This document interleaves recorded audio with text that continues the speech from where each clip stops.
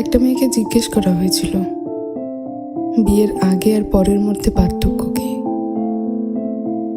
তখন সে বলেছিল, বিয়ের আগে ছিলাম বাবার বাড়ির মেয়ে, আর এখন হয়েছে শ্বশুর বাড়ির বৌমা। আগে আমার মুখে সবাই খাবার তুলে দিত, আর এখন আমাকে সবার মুখে খাবার তুলে দিতে হয়। আগে একটু ব্যথা পেলে চিল্লাচিল্লি করে সারা বাড়ি মাথায় তুলে ফেলতাম, আর এখন অনেক ব্যথা পেলেও একটা শব্দ করি না। আগে হাসার জন্য মা বকতো, আর এখন কাঁদতে গেলেও ভয় হয়।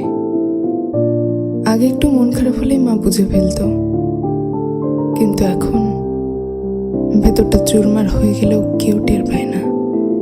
আগে ভাবতাম বাইরের জগৎটা অনেক শান্তি, কিন্তু এখন বুঝি মায়ের আঁচলে নিজেই শান্তিতে ছিলাম।